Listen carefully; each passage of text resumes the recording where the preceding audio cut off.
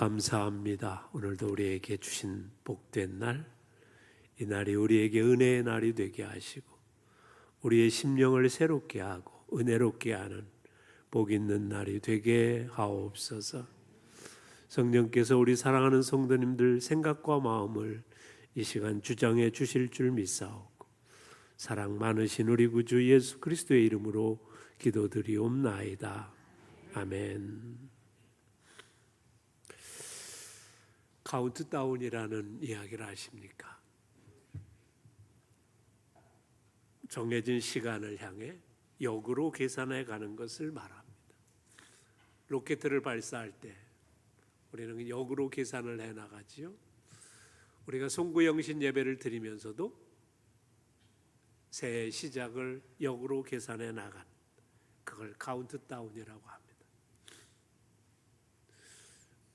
인생은 바로 정해진 시간을 향해서 계산해 나가는 것이다. 그런 얘기지.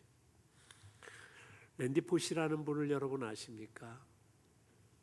세계적인 베스트셀러인 마지막 강이라는 책을 남긴 분입니다. 어떻게 보면 평생에 꼭 한 번은 읽어봐야 될 그런 책이라고 생각을 합니다. 그는 케네기 멜론 대학의 교수였습니다. 그런데 47살의 나이에 세상을 떠나야 됐습니다. 말기 췌장암을 앓고 있었던 그는 컴퓨터 공학 박사이면서도 불구하고 마지막 강의를 인생에 대한 이야기로 마치게 됩니다. 그가 죽음을 앞두고 나서 인생을 다시 깨닫게 된 것이지요. 그의 강의는 많은 학생들에게 알려졌고 수많은 대학의 학생들이 찾아와서 그 강의를 녹화하고 그가 죽은 후에 그의 강의의 모든 책 내용들이 책으로 출판되게 돼서 세계적인 베스트셀러가 됐던 아주 유명한 책이 됐습니다. 왜 많은 사람들이 그의 강의와 그의 책에 감동을 받고 있을까요? 그는 시한부 인생을 살면서 인생에 대한 진솔한 이야기를 사람들에게 들려주었기 때문에 그렇습니다. 사실 눈앞에 다가오는 죽음 얼마나 착잡했을까요? 그런데 그는 그런 과정을 통해서 인생을 보는 눈이 열리게 됐습니다. 그는 거기서 이런 내용을 합니다. 죽음을 알아야 인생의 진실을 알 수 있다는 거죠. 근데 너무나 많은 사람들이 인생에 대해서 잘 모른 채 무관심하게 살아갑니다. 특별히 한국 사람들은 죽음에 대한 두려움이 다른 사람들보다 큽니다. 그래서 죽음에 대해서 애써 외면하고 사는 경향이 많습니다. 서양의 문화와 좀 다른 게 서양은 오래된 교회에 가면 그 교회의 뜰 안에 그 교회에 다녔던 많은 성도들의 무덤이 있습니다. 그만큼 죽음하고 친숙하다는 얘기겠죠. 근데 우리는 자기 부모의 무덤도 어디다 갖다요? 무슨 공원 묘원이든 아니면 자기가 보이지 않는 선산에 갖다 묻고 무덤을 두려워합니다. 그러나 미안하지만 죽음은 외면해도 우리에게 없어지는 게 아니라 한 발 한 발 다가오는 거죠. 지난주에도 저는 장례식에 참여했습니다. 그런데 여러분 가만히 생각해 보세요. 남의 현실 같지요? 아니요. 사실은 나의 현실이 될 수 있다는 겁니다. 그래서 죽음을 외면하며 사는 것은 얼마나 무관심하고 무책임하고 얼마나 어리석은 것인지 모릅니다. 제가 늘 자주 이야기하는 꿩의 이야기와 같습니다. 꿩은요, 사냥꾼이 그를 쫓아가면 막 도망가다 머리만 수풀에 묻고 자기는 안전하다고 생각합니다. 그러다가 잡혀서 죽지요. 그게 인간의 모습이라는 것. 죽음에 대해서 애써 외면하고 생각하지 않고 살다가 어느 날 갑자기 죽음이 닥치면 당황하게 되어 있는 거죠. 그래서 어떤 분은 그걸 가리켜서 안심이 아니라 한심한 것이다, 그렇게 표현을 하더라고요. 그러므로 인생을 진지하게 생각하고 싶은 사람은 죽음에 대해서 생각해 봐야 돼요. 어느덧 11월이 됐습니다. 가로수의 나뭇잎들이 하나둘 떨어지기 시작하고 아침 저녁으로 찬바람이 불기 시작했습니다. 그러면 가을이 오는구나, 우리는 계절을 느끼게 되지요. 그때 여러분은 가을만 생각하십니까? 아니면 한 해가 간 덧없는 것만 생각하십니까? 아니면 내 인생에도 가을이 있을 것이다, 그리고 곧 겨울이 오겠지, 죽음에 대한 생각을 하고 사느냐 하는 거죠. 저는 그래서 우리의 인생이 정말 풍부해지고 우리의 인생의 의미를 찾기 원한다면 죽음에 대한 묵상을 해야 된다고 생각합니다. 그래서 오늘 저는 다윗의 임종시라고 할 수 있는 시편 39편을 우리가 한번 묵상해 보려고 합니다. 39편은 다윗이 임종을 앞두고 이제 죽어가면서 지은 시라고 사람들에게 알려져 있습니다. 지나온 인생을 회고하면서 자신의 인생을 되돌아보는 거지요. 사실 돌이켜보면 다윗의 인생은 참 파란만장했습니다. 사실 우리 인간에게 자기의 삶을 물어보면 자기의 삶도 참 대단했다고 생각하는 사람들이 많습니다. 그걸 우리는 파란만장이라고 그랬죠. 그런데 그런 어린 시절에 목축업을 하는 집, 유대 사람으로는 가난한 집에 막내 아들로 태어나서 어렸을 때 춥고 배고프면서 양을 치는 일을 하며 자랐습니다. 근데 어느 날 갑자기 사무엘 선지자가 그에게 와서 머리에 안수를 하면서 네가 앞으로 왕이 될 것이다, 그렇게 얘기했어요. 그러나 그의 삶에는 아무런 변화가 없었습니다. 얼마 후에 전쟁터에 갔다가 그런 골리앗 장군과 맞서게 되고 여호와의 이름으로 골리앗 장군을 이기고 나서 그런 사람들에게 이름을 알리게 됩니다. 그리고 사울 왕의 사위가 되지요. 왕위에 더 가까워진 것 같습니다. 그런데 시기와 질투가 생긴 사울 왕이 그를 죽이려고 10여 년 동안을 쫓아다닙니다. 수많은 우여곡절과 죽음의 위협을 통과했던 다윗은 가까스레 왕이 됩니다. 그리고 40여 년의 삶을 살아갑니다. 그동안에 아들의 배반도 있었고 수많은 전쟁터가 있었습니다. 그러다가 이제 병마가 찾아왔습니다. 이젠 죽을 수밖에 없구나. 그의 두 눈에 눈물이 흐릅니다. 한때는 왕이 되어 세계적인 나라를 완성, 그레이트 킹 데이빗, 위대한 왕이라는 칭송을 들었던 그가 이젠 질병 앞에 무기력하게 넘어지게 되고 자신의 초라한 모습, 질병 하나 이기지 못하고 힘이 없어지는 자신의 모습을 보면서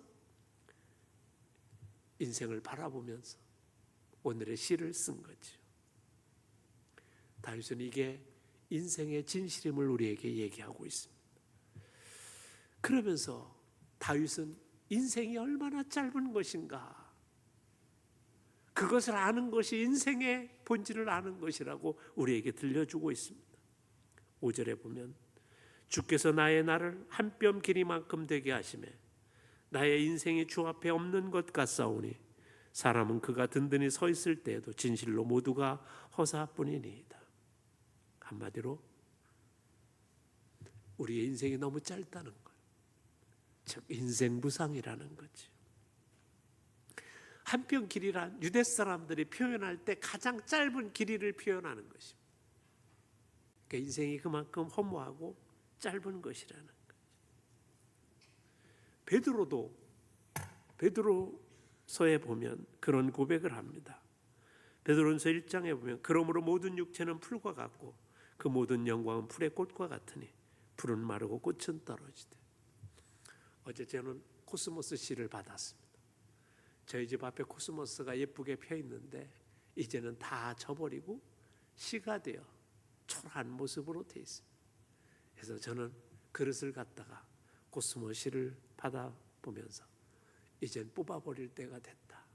그리고는 몇 그루의 코스모스를 뽑아버렸습니다. 아마 다음 주에도 똑같은 일을 해야 될 것 같습니다. 한때는 예쁘게 펴서 사람의 마음을 위로했던 꽃이지만 이젠 져버리니까 지저분하고 버려야 될 한 가지 풀에 불과하다는 거죠. 아니, 우리의 인생을 한번 살펴보십시오.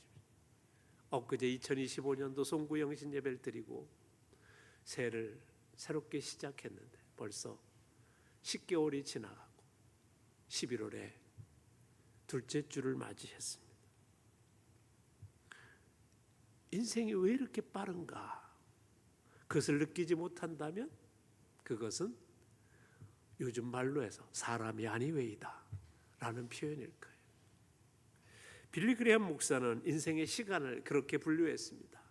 사람들은 부모 밑에서 자라는 시간 15년, 그리고 20, 30년을 직업을 가지고 일을 하고 마지막 5년은 늙어서 아무 일도 못하고 잔병 치레하며 살고 15년은 먹고 쉬고 즐기고 겨우 15년만 사랑구실을 한다 그랬습니다. 솔직히 말하면 인생은 별것 아닙니다. 그저 돌아보면 언제 시간이 이렇게 가버렸을까. 제가 어느덧 한번 손주를 데리고 온 우리 권사님 봤어요. 그러면서 지난 일을 생각해 봤습니다. 첫애를 낳고 누워 있었던 그분의 모습을 제가 봤었거든요. 그런데 이제 손주를 데리고 아짱아짱 데리고 와서 저한테 인사를 시키려고 애를 쓰는 거예요. 세월이 그만큼 갔다는 거죠. 사람들은 종종 인생의 덧없음을 생각할 때 두 가지 반응으로 나타납니다. 하나는 뭐예요? 아니야, 지금이라도 빨리 놀자. 그리고 즐기자고 생각합니다. 그걸 빨리 깨닫는 게 좋은 것이다. 그래서 요즘 젊은이들은 소확행이니 여러 가지 단어를 사용해서 자기들의 인생을 생각합니다. 그러나 그래봐야 하루살이 같은 인생이라는 거예요. 두 번째는 인생을 좀 진지하게 생각하는 겁니다. 어떻게 살아야 의미가 있을까 생각하는 거죠. 하나님을 믿는 하나님의 사람들은 인생에 대한 진지함이 있어야 됩니다. 누가복음 12장에 보면 어리석은 부자 얘기가 나옵니다. 한평생 죽으라고 일을 했습니다. 그리고는 재산을 많이 모아 창고를 짓습니다. 그리고 내 영혼아 평안하자 외칠 때 주님이 한 말씀 하십니다. 오늘 밤에 내 영혼 데려가겠다. 그러면 내가 생각했던 것이 무슨 소용이 있겠냐 하는 거죠. 인생을 그래서 진지하게 들여다봐야 되는. 얼마 전에 제가 우리의 창고에 들어가서 옛날 물건들을 좀 뒤지게 됐습니다. 거기에 우리 아버님이 공로배 무슨 여러 가지 감사장 그런 명패가 한참 유행하던 때라 그런 것들이 많이 쌓여져 있었습니다. 근데 거기에 지하 창고라 그런지 습기가 차고 곰팡이가 꼈어요. 제가 그걸 닦았습니다. 그러면서 이런 생각을 했습니다. 언젠간 태워져야 될 건데. 그때는 그게 대단하고 그것이 굉장한 것인 줄 생각됐지만 언젠가는 아무도 돌보지 않는 것이 될 수밖에 없다는 거죠. 그래서 오늘 내가 아프지 않아 건강하기 때문에 죽음에 대해서 외면하고 사는 것처럼 미련한 게 없다는 겁니다. 저는 누구보다도 병원에 자주 가는 사람입니다. 제가 아파서 가는 경우도 있지만 대부분은 다른 사람이 아파서 병원에 문병을 갑니다. 한 번은 우리 성도님이 세상을 떠난다고 해서 병원에 갔는데 임종실로 그 격리된 방으로 인도를 했습니다. 거기서 예배를 드리는 도중에 우리 성도님이 세상을 떠났습니다. 예배가 끝나자마자 의사가 쫓아와서 사망 진단을, 눈을 살피고 사망 진단을 했습니다. 그리고는 곧 이어서 영안실의 사람들이 쫓아와 흰 천으로 덮어 그리고 그 침대를 끌고 영안실로 갔습니다. 따라 내려가다 보니 영안실을 거쳐서 가는 그 과정을 다 따라갈 수 없어 중간에 응급실 옆으로 나오다 보니 119가 계속해서 응급실로 들어오는 모습을 보게 됐습니다. 그 인생을 가만히 살펴보다 보니까 얼마나 인생이 가엾은지 알 수가 없었습니다. 여러분, 화장터에 가보신 분 있습니까? 저는 종종 화장터에 가게 됩니다. 마지막에 예배를 드리기 위해서. 그러면 수많은 차가 화장을 기다리면서 대기하고 있습니다. 우리는 무심코 이런 얘기를 합니다. 우리 몇 번째야? 그 몇 번째? 몇 시간 정도 얼마 걸릴 거야. 그리고 우리 무관심하게 가서 또 예배를 드리고 드려보냅니다. 그게 인생이라는 것을 종종 생각하면 인생이 너무나 가엾습니다. 그러나 그런 인생을 바라보면서 역설적으로 우리가 가져야 되는 한 가지 마음은 이겁니다. 좀 인생을 지혜롭게 진지하게 생각하는 것이 중요하다는 것. 짧고 아까운 인생이지. 그렇기 때문에 나의 인생을 엄봉덤봉 사는 것이 아니라 좀 진실하게 사는 것이 중요하다는 거죠. 그래서 다윗은 육체의 죽음을 통해서 자신의 연약함을 좀 알게 해달라고 외치고 있습니다. 오늘 성경을 보면 4절에 여호와여 나의 종말과 연한이 언제까지인지 알게 하사 내가 나의 연약함을 알게 하소서.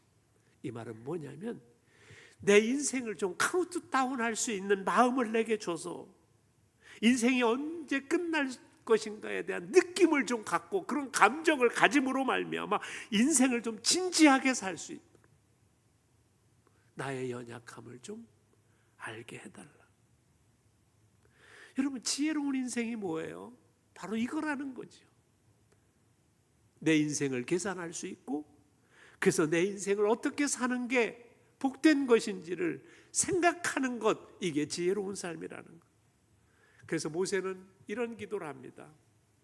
주님, 우리의 연수가 70이요 강건하면 80이라도 그 연수와 자랑은 수고와 슬픔뿐이요 신속기간이 우리가 날아가나이다.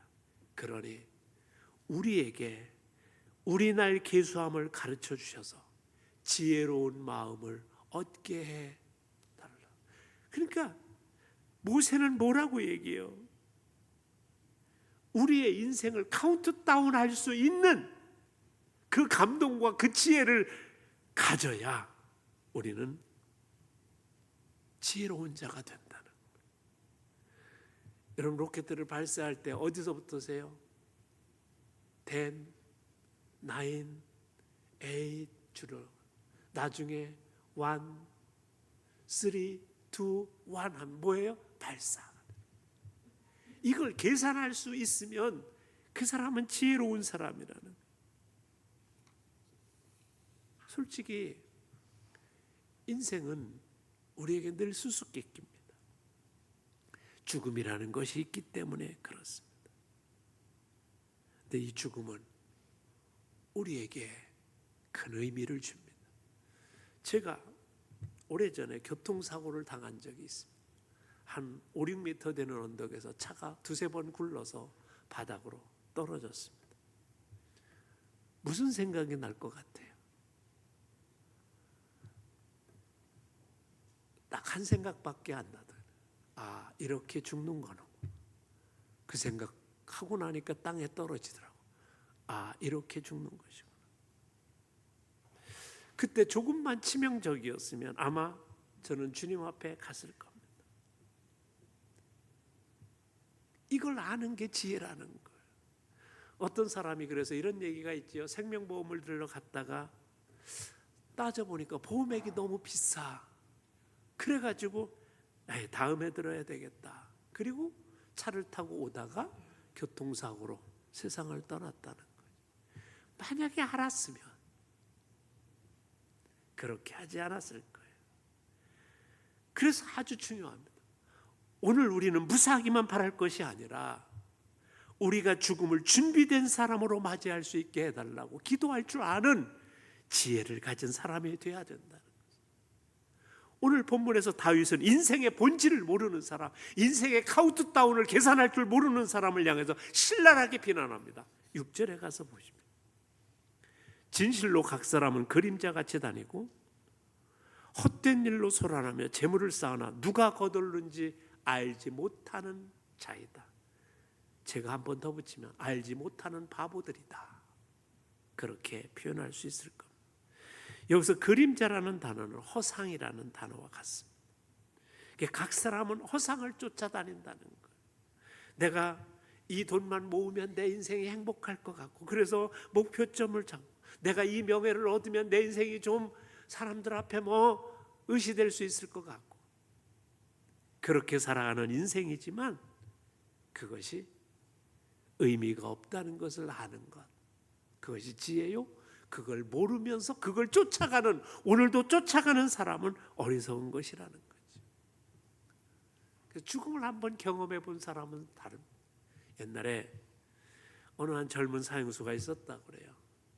젊은 28살의 나이에 사형이 집행되게 됐습니다. 사형 집행하는 교도관이 와서 그에게 얘기해 줍니다. 네가 사형대에 올라가면 5분의 기회를 줄 것이다. 그러니 준비해라. 그 다음날 그런 생각을 했습니다. 저녁에 다음날 죽을 사형수는 내가 이분은 나의 부모와 나의 가족들과 그리고 나의 친구들을 위해서 이분을 기도하는 데 써야지. 그리고 남은 이분은 나와 함께 수용소에 갇혀 있었고 나와 힘들게 살았던 사람들과 그리고 지금까지 나를 있게 해주신 하나님께 마지막 기도를 해야지. 그리고 1분은 내가 이 세상, 마지막 보는 세상을 1분간 관찰하면서 세상을 떠나야지. 그리고 사형대에 섰습니다. 2분간 정말 가족과 친구와 자기의 친지들을 위해서 2분간 열심히 기도했습니다. 2분쯤 됐다고 생각하니까 이젠 자기와 수용소에 함께 있던 사람들과 그리고 지금까지 살게 해주신 하나님께 감사를 했습니다. 그런데 눈을 뜨자마자 두 눈에 눈물이, 이제 1분밖에 안 남았다. 눈물이 막 흘러가는, 마지막 세상을 감찰하기 전에 그의 두 눈에 눈물이 흐르고 있을 때 갑자기 황제의 특사가 도착해서 그를 살려줍니다. 죽음의 순간 앞에 살아난 그는 인생을 좀 진지하게 살길 그리고 평생을 치열하게 살았습니다. 그의 이름이 바로 세계적인 문호 도스토예프스키입니다. 죽음을 진지하게 알면 인생을 의미 있게 살아갈 수 있게 되는 거죠. 저는 이 가을에 정말 허리띠를 졸라매고 우리가 한번 내 인생에 대해서 다시 한번 생각해 보는 그런 시간이 될 수 있길 바랍니다. 오늘 다윗은 그래서 그의 나를 알기를 소망했습니다. 그의 시간을 계수할 줄 아는 인간이 되기를 간구했습니다. 범죄한 인간은 성경에 보면 흙으로부터 왔다 흙으로 돌아간다고 되어 있습니다. 결국 우리 인생은 아무것도 남길 것이 없습니다. 근데 한 가지 희망은 요한복음 11장에 예수님은 이렇게 말씀합니다. 나는 부활이요 생명이니 나를 믿는 자는 죽어도 살겠고 무릇 살아서 나를 믿는 자는 영원히 죽지 아니하리라. 죽음의 위기가 우리 앞에 카운트다운 되어 10, 9, 8 다가오는데 주님은 우리에게 부활의 소망을 얘기하십니다. 너희가 부활의 믿음을 가지면 죽음을 극복할 수 있다는. 제가 장례식장에서 꼭 하는 이야기가 있습니다. 우리의 믿음에 관한 얘기입니다. 여러분, 어젯밤에 오늘 아침에 못 일어날 것 같아서 밤잠을 안 자고 버틴 사람이 있습니까? 한 사람도 없습니다. 오늘 아침에 다 일어날 줄 믿었습니다. 미안한 얘기지만 오늘 밤사이에 죽은 사람이 120만 명 정도 됩니다. 통계에 의하면. 근데 여러분은 그 중에 속하지 않을 거라는 확실한 믿음이 어젯밤에 있었기 때문에 어젯밤에 여러분이 자면서 걱정했어요? 안 했어요? 안 했어요. 이게 믿음입니다. 부활의 믿음은 그것입니다. 우리가 죽음 앞에 두고 죽음 후에 하나님께서 나를 살리셔서 부활의 백성 만드실 것이라는 믿음이 있는 사람은 죽음을 대하는 태도가 달라진다는. 그래서 오늘 다윗은 뭐라고 외치고 있습니까? 주여, 이제 내가 무엇을 바라리요? 나의 소망은 주께 있나이다.